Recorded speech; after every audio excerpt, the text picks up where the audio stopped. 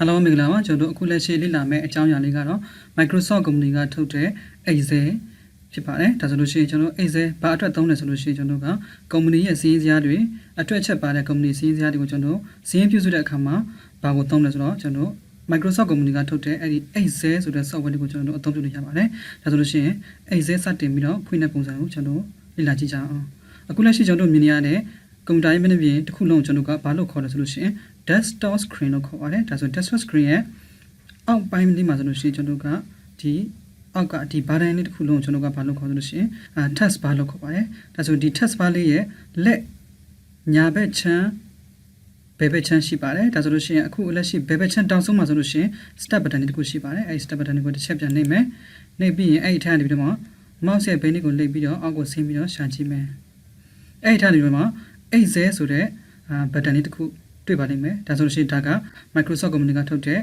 Excel software လေးဖြစ်ပါတယ်ဒါဆိုရင်ဖွင့်မယ်ဆိုလို့ရှိရင်ကျွန်တော်အဲ့ဒီ button လေးရဲ့အပေါ်ကိုများလေးကိုရအောင်ထားကလေးတစ်ချက်နှိပ်လိုက်ပါဒါဆိုအခုကျွန်တော်ကလေးတစ်ချက်နှိပ်လိုက်တယ်အခုလက်ရှိပေါ်လာတဲ့ဒီမျက်နှာပြင်မြေခွေးတစ်ခုလုံးကျွန်တော်ကဘာလို့ခေါ်သလဲဆိုရင်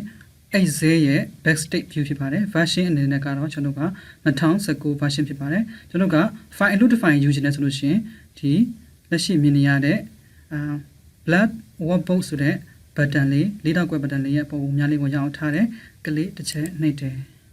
ဒါဆိုရင်အခုလက်ရှိကျွန်တော်ဘယ်ကိုရောက်သွားမလဲဆိုလို့ရှိရင်Microsoft Excel 2019ရဲ့ workbook တစ်ခုလုံးထဲကိုကျွန်တော်ရောက်သွားတာကိုတွေ့ရပါလိမ့်မယ်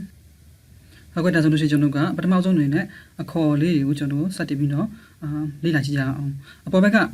မြင်နေရတဲ့အစိမ်းရောင်ဘာတိုင်းတစ်ခုရှိပါတယ်ဒီအစိမ်းရောင်ဘာတိုင်းရဲ့အလဲတက်မှာဆိုလို့ရှိရင်book 1လို့ပေါ်နေတဲ့စာသားလေးရှိပါတယ်ဒါကစက်ကအလိုအလျောက်သတ်မှတ်ပေးတဲ့နာမည်လေးဖြစ်ပါတယ်ကျွန်တော်က blank workbook တစ်ခုကိုယူလိုက်တာနဲ့စက်ကသူ့ဘာသူအလိုလျောက် book 1လို့သတ်မှတ်ပေးပါတယ်ဒါဆိုဒီဘာတိုင်းတစ်ခုလုံးကိုဘာလို့ခေါ်လဲဆိုလို့ကျွန်တော်က title bar လို့ခေါ်တယ် title bar လေးရဲ့လက်ညာဘက်ချမ်းတောက်မှာဆိုလို့ရှိရင်အနုတ် button လေးရှိတယ် minimize button လေးထောက်ကွက် button restore down button တတိယ button ချက်ချစ်ခတ် button close button လေးဖြစ်ပါတယ်ဒါဆိုလို့ရှိရင်ဒါကတော့ title bar လေးရဲ့ညာဘက်ချမ်းမှာရှိတဲ့ဒီ software တစ်ခုလုံးနဲ့ဆိုင်တဲ့ button လေးတွေနဲ့မိတ်ဆက်ပေးတာပါဒါဆိုရင် title bar လေးရဲ့လက်ဘယ်ဘက်ချမ်းတောက်မှာဆိုလို့ရှိရင်လေးထောက်ကွက် button လေးရှိမယ်ညာအဝိုင်းလေးမှိန်နေတဲ့အညာအဝိုင်းလေးတွေရှိမယ်ဒီနေရာတစ်ခုလုံးကျွန်တော်ကဘာလို့ခေါ်လဲဆိုရင် quick access to bar လို့ခေါ်ပါတယ်ကျွန်တော်ကအမြဲတမ်းသုံးမဲ့ဟာလေးတွေအလွယ်တကူယူသုံးလို့ရအောင်လို့ဒီနေရာလေးမှာသူကတင်ထားပေးတာပါဒါဆိုလို့ရှိရင်အပေါ်ပဲ title bar လေးနဲ့မိတ်ဆက်ပေးခဲ့တာပါ title bar လေးရဲ့အောက်မှာဆိုလို့ရှိရင် file home insert page layout formula ဒီစာသားလေးတွေကိုကျွန်တော်ကဘာလို့ခေါ်သလို့ရှိရင် tab တလို့ခေါ်ပါတယ်ဒါဆိုရင်အခု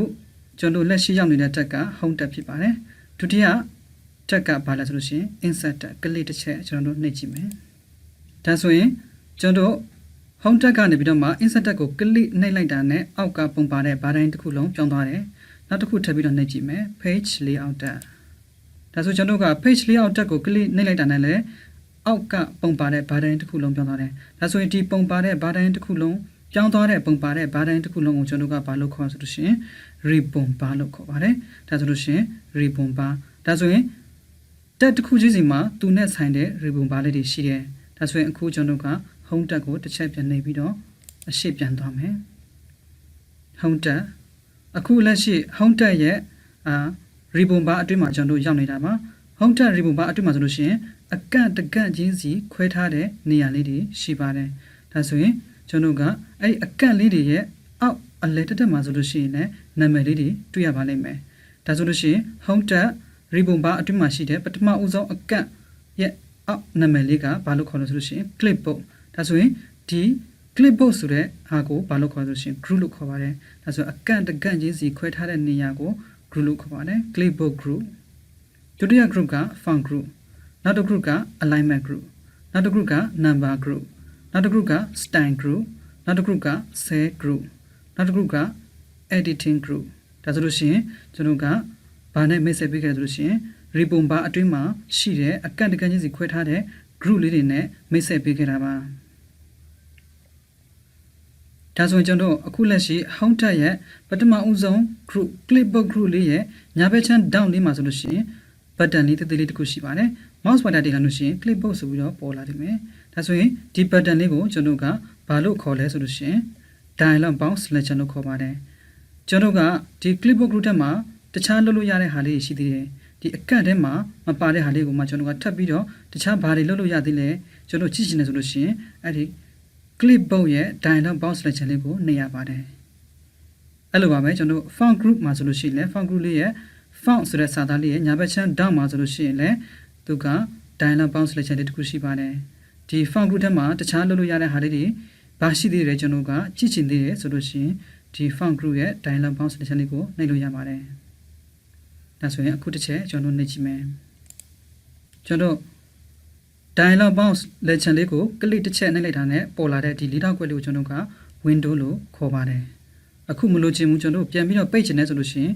ဒီပေါ်လာတဲ့ window လေးရဲ့ညာဘက်ချမ်းတောက်မှာရှိတဲ့ချက်ချက်ကလေးကိုကလစ်တစ်ချက်နှိပ်ပြီးတော့ပြန်ပြီးတော့ပိတ်လို့ရပါတယ်ဟုတ်ပြီဒါဆိုလို့ရှိရင်ကျွန်တော်ကအခုဘာနဲ့မိတ်ဆက်ပေးခဲ့လဲဆိုလို့ရှိရင်အကန့်တကန့်ချင်းစီ group လေးတွေရဲ့တောက်မှာရှိတဲ့ dialog box selection လေးနဲ့မိတ်ဆက်ပေးခဲ့တာပါဒါဆိုရင်အောက်ပိုင်းကိုကျွန်တော်ဆက်ပြီးတော့သွားမယ်အခုလက်ရှိ A1 လို့ပေါ်နေတဲ့အကွက်လေးရှိပါတယ်ကျွန်တော်ကအခုလက်ရှိ A1 လို့ပေါ်နေတဲ့အကွက်လေးကိုဘာလို့ခေါ်သလဲဆိုရင် address box လို့ခေါ်ပါတယ်တချို့ကလည်း name box လို့ခေါ်ပါတယ်အခု mouse pointer တင်လိုက်လို့ရှိရင် name box လို့ပေါ်ပါတယ်ဘာကြောင့် name box လို့ခေါ်လဲကျွန်တော်ကအခုကြည့်လိုက်မယ်စာရွက်အတွင်းအကွက်လေးတွေရှိပါတယ်အဲ့ဒီအကွက်လေးကိုကလစ်နှိပ်လိုက်တိုင်းသူကဘယ်အကွက်ကိုရောက်နေလဲဆိုတာကိုသူကပြပေးပါတယ်အခုကျွန်တော်ရောက်နေတဲ့အကွက်က D3 ဆိုတဲ့အကွက်ပါအခုလက်ရှိရှေ့ဆုံးအကွက်ကိုပြန်ပြီးတော့နှိပ်မယ် A1 ဆိုတဲ့အကွက်ကိုရောက်သွားပါတယ်ဒါဆိုရင်ကျွန်တော်ကရောက်နေတဲ့အကွက်ရဲ့လိပ်စာကိုသူကပြပေးတဲ့အတွက်သူ့ကို name box တောင်းမဟုတ် address box လို့ခေါ်ပါတယ်နောက်တစ်ခုအနေနဲ့အခုလက်ရှိကျွန်တော်မြင်နေရတဲ့ဒီအကွက်ရှည်ကြီးကိုကြတော့ဘာလို့ခေါ်လဲဆိုရှင် formula ဘာလို့ခေါ်ပါတယ် mouse pointer တင်လိုက်လို့ရှိရင်လည်း formula ဘာလို့ပေါ်ပါတယ်ကျွန်တော်ကရိုက်လိုက်တဲ့ပုံသင်နည်းတွေရိုက်လိုက်တဲ့စာတွေကိုကျွန်တော်ကအသေးစိတ်ကြည့်ချင်တယ်ဆိုလို့ရှိရင်ဒီ formula ဘာထဲမှာကြည့်လို့ရပါတယ်ဒါဆိုအခုလက်ရှိမိတ်ဆက်ပေးခဲ့တာကတော့ address box ဒါမှမဟုတ် name box နဲ့ formula ဘာနဲ့မိတ်ဆက်ပေးခဲ့တာပါနောက်တစ်ခုအနေနဲ့ကျွန်တော်ကဘာနဲ့မိတ်ဆက်ပေးမလဲဆိုလို့ရှိရင်အခုလက်ရှိကျွန်တော်မြင်နေရတဲ့ A B C D အများကြီးရှိပါတယ်ဒါဆိုလို့ရှိရင် D စာသားလေးတွေကဘာလဲဆိုလို့ရှိရင် column ရဲ့နာမည်လေးတွေဖြစ်ပါတယ်ဒါဆိုရင် A column B column C column လို့ကျွန်တော်တို့ကခေါ်လို့ရပါတယ်ဒါဆိုရင်ဒီဟာလေးတွေကိုကျွန်တော်ကဘာလို့ခေါ်လဲဆိုလို့ရှိရင် column heading လို့ခေါ်ပါတယ်အဲ့လိုပါပဲကျွန်တော်ကအခုလက်ရှိဘယ်ဘက်ချမ်းမှာ downline ပုံနေတဲ့1 2 3 4တွေကိုကြာတော့ဘာလို့ခေါ်လဲဆိုလို့ရှိရင် row heading လို့ခေါ်ပါတယ်ကျွန်တော်ကအဲ့ဒီ number လေးတွေကို click နှိပ်လိုက်တိုင်းအလျားလိုက် selection ဝင်သွားတာကိုတွေ့ရပါလိမ့်မယ်ဒါဆိုရင် row number 1 row number 3 row number 2ဒါဆိုကျွန်တော်ကအခုလက်ရှိဒီ1 2 3ကိုကျွန်တော်ကဘာလို့ခေါ်လို့ရှိရင် row heading လို့ခေါ်ပါတယ်အခု A နဲ့1နဲ့ဆုံးတဲ့အကွက်မှာ click တစ်ချက်နေပြီးတော့ကျွန်တော်ပြန်သွားမယ်အောက်ခြေမှာကျွန်တော်ဆက်ပြီးတော့လေ့လာကြည့်မယ်အောက်ခြေမှာဆိုလို့ရှိရင်အခုလက်ရှိ sheet 1လို့ပေါ်နေတဲ့စာသားလေးတစ်ခုရှိပါတယ်အခုလက်ရှိကျွန်တော်စာရွက် file sheet တစ် file ပဲရှိပါတယ်အကယ်၍ကိုကထပ်ပြီးတော့လိုချင်တယ်ဆိုလို့ရှိရင်တော့အဲ့ဒီအပေါင်းဆိုင်လေးပုံမှာများလေးကိုရအောင်ထားပြီးတော့ click တစ်ချက်နေပြီးတော့ကျွန်တော်ကထပ်ပြီးတော့ယူလို့ရပါတယ်အခုလက်ရှိဒီ sheet 1လေးရဲ့အောက်မှာဆိုလို့ရှိရင်မြင်နေရတဲ့အဖြူရောင်ဘာဒန်လေးတစ်ခုရှိပါတယ်ဒီအဖြူရောင်ဘာဒန်ကိုကျွန်တော်ကဘာလို့ခေါ်လဲဆိုရှင် status bar လို့ခေါ်ပါတယ် status bar လေးရဲ့လက်ညာဘက်ချမ်းတောက်မှာဆိုလို့ရှိရင် button လေး၃ခုရှိပါတယ် mouse pointer တင်လို့ရှိရင်ပထမဦးဆုံး button က normal ဒုတိယ button page layout button တတိယ button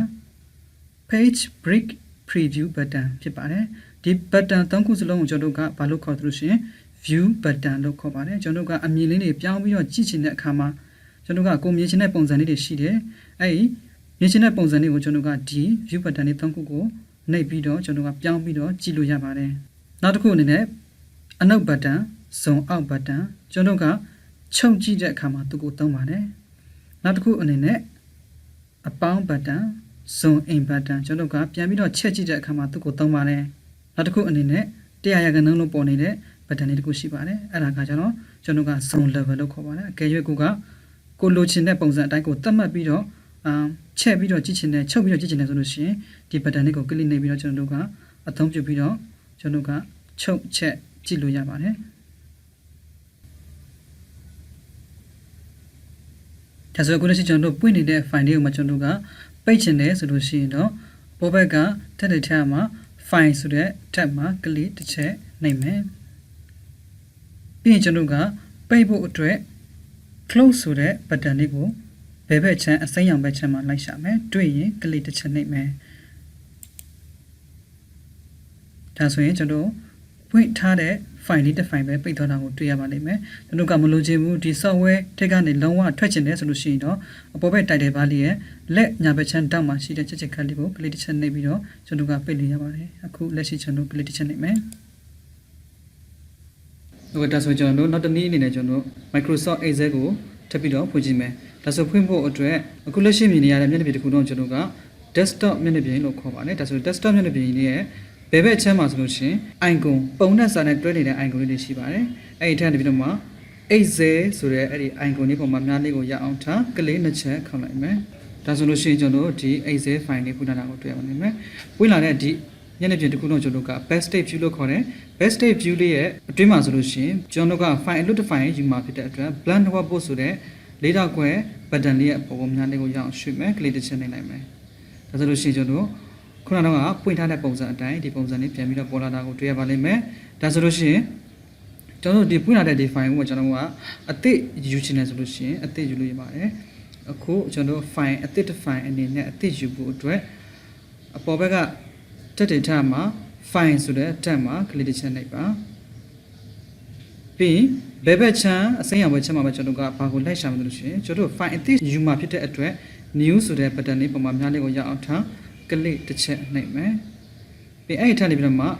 new ကိုနှိပ်လိုက်တာနဲ့ညာဘက်ချမ်းမှာသူကပုံစံလေးပြတ်သွားတယ်ပြတ်သွားတဲ့ထက်ကနေကျွန်တော်တို့က blank workbook ကျွန်တော် file အသစ်တစ် file ဆောက်မှာဖြစ်တဲ့အတွက် blank workbook လေးရဲ့ပုံမှာများလေးကိုရအောင်ထားပြီးတော့ကလစ်တစ်ချက်ပြန်ပြီးတော့နှိပ်ရမယ်ဒါဆိုကျွန်တော်ကလစ်တစ်ချက်နှိပ်လိုက်တယ်ဒါဆိုအပေါ်ဘက် title bar မှာဆိုလို့ရှိရင်ကြည့်လိုက်ပါအပေါ်ဘက် title bar မှာဆိုလို့ရှိရင်လည်း book 1လို့ပေါ်နေတာကိုတွေ့ရပါလိမ့်မယ်ဒါဆိုရင်ကျွန်တော်ပို့ပြီးတော့တေချအောင်ကျွန်တော်ကအောက်ခြေက text bar လေးပေါ်မှာကျွန်တော်သွားမယ်ဒါဆိုရင် text bar လေးပေါ်မှာဆိုလို့ရှိရင်အဲ့မှာကျွန်တော် X ပုံစံတင်နေတဲ့ Excel button လေးတစ်ခုရှိပါတယ်အဲ့ Excel button ပေါ်မှာကျွန်တော်များလေးကိုရအောင်ရွှေ့လိုက်လို့ရှိရင်တော့ book 1ရဲ့ book 2ရဲ့ဆိုပြီးတော့တန်လေးလေးနှစ်ခုပေါ်နေတာကိုတွေ့ပါလိမ့်မယ်အတိတ်ဘက်ကကျွန်တော်က Excel file ကိုနှစ် file ဖွင့်ထားတာဖြစ်ပါတယ်ခုလက်ရှိရောက်တဲ့ file ကတော့ book 2မှာရောက်နေတာပါကျွန်တော် book 1ထက်ကိုပြန်သွားကြည့်တယ်ဆိုလို့ရှိရင် book 1လေးရဲ့အပေါ်ကိုများလေးကိုရအောင်ရွှေ့ကလေးတစ်ချက်ခောက်ပါဒါဆိုလို့ရှိရင်အပေါ်ဘက် title bar မှာဆိုလို့ရှိရင်လည်း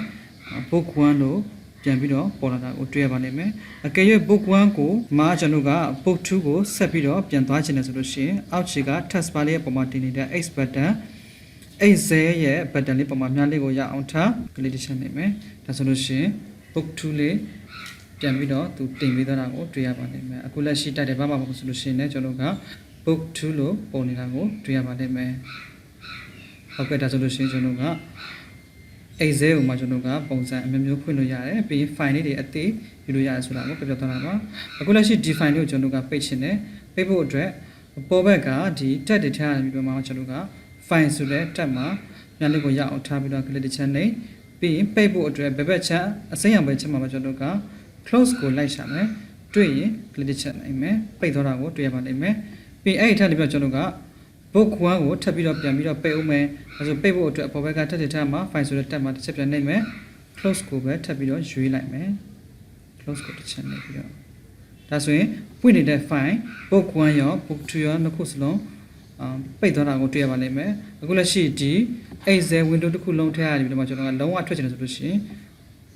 Excel software တစ်ခုလုံးရဲ့ညာဘက်ချမ်းတောက်မှာရှိတဲ့ချက်ချစ်ခတ်လေးကို click နှိပ်ပြီးတော့ပိတ်လို့ရပါပြီဟုတ်ကဲ့အခုကျွန်တော်လေ့လာခဲ့တာကတော့ Microsoft Company ကထုတ်တဲ့ Excel 2019မှာကျွန်တော်ကအခေါ်လေးတွေကိုလေ့လာခဲ့တာပါ